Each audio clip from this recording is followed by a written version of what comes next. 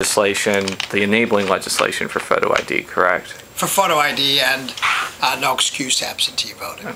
So, since 2006, since the law was declared unconstitutional, there's been fits and starts, but there really hasn't been passage. But it seems like there's momentum this time around. I agree. Why do you think that is? Well, I think it's just a matter of getting the right people around the table and just I think a broad bipartisan consensus that we need to make it easier to vote and harder to cheat in the state. And I think with the upcoming presidential elections in 2012, I think there's just a refocus on that. And we need, I just think there's momentum on both sides of the aisle to try to get something done. But this wouldn't go into effect till 2014. That's correct. But once again, once the elections are coming up and people are refocusing in on it, it has to be done by a vote of the people in the state because of the prior Supreme Court decision. So the Constitution has to be amended to make it explicitly clear that photo identification is a permitted form of identification. Why do you think it's necessary to enact this legislation? To enact the legislation or the HJR? Well, both, basically. Well, because I think a photo ID requirement is a necessary protection to make sure that the people who are voting are the people they say they are. And, you know, the argument against it is, you know, takes away the ability to vote from the elderly, disabled, etc. That's been basically the Democratic counterpoint for years. How do you respond to that? Read the bill. I mean, the bill clearly exempts people over a certain age. It exempts people who do not have an ID because they're disabled. And it even exempts those who will sign an affidavit saying they don't have an ID because they're unable to afford the underlying documentation. So anyone who makes that claim is really making a specious claim, and they just need to read the legislation. Now, explain a little bit of your no excuse absentee bill as well. Sure. What we're doing is we're setting up a time period before the election, a reasonable time period, where voters can come in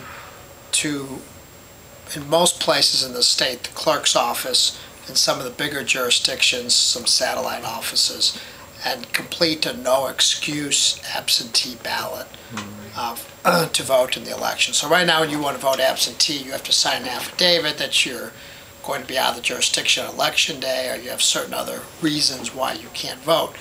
This will allow the voters to come in and essentially vote early without an excuse that's currently required under the absentee. So this is basically early voting in sort of a different way, basically. Is that a fair assessment? It is. I mean, what we try to do is be very sensitive to cost, okay? And so we're still responsible to the taxpayer. So we've just took an existing system which is in place in the state, that is our excuse absentee voting, and just eliminated the requirement that the voters sign an affidavit for a period of time, just so they could vote absentee with no excuse.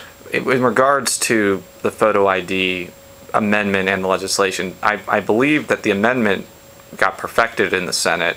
And I think the Rules Committee just voted out both the enabling legislation and the amendment. You mean GAFO? What'd you say? The rules in the Senate? Oh, you mean the Rules Committee? Yeah, just now that the committee we were just in. I don't know what the status is over in the Senate. I know it's moving over there. It just seems like usually it would get blocked in the Senate, but it seems like it's actually moving, at least the constitutional amendment. Is there a sense that maybe Democrats aren't going to fight the constitutional amendment, but may try to fight the enabling legislation through a filibuster? Because it doesn't really seem like there's any methods Democrats could really do in the House to block either of these, just because it's so overwhelmingly Republican. Have you gotten a sense of what's going to happen? Actually, it's more overwhelmingly Republican on the other side. Yes, exactly. I think it's a question of, look, we have, I think, honestly addressed every reasonable concern about voter identification. You just mentioned a few of them early on in this interview that people would normally object to. Once again, if you read the legislation, it fairly and adequately addresses each and every legitimate point to be raised. And I think there's enough Democrats who do care about fair elections, okay, and who do care about making sure that the people who identify themselves or who appear at a polling place are who they say they are. And I think it's time that this is going to get done. I think this is the year.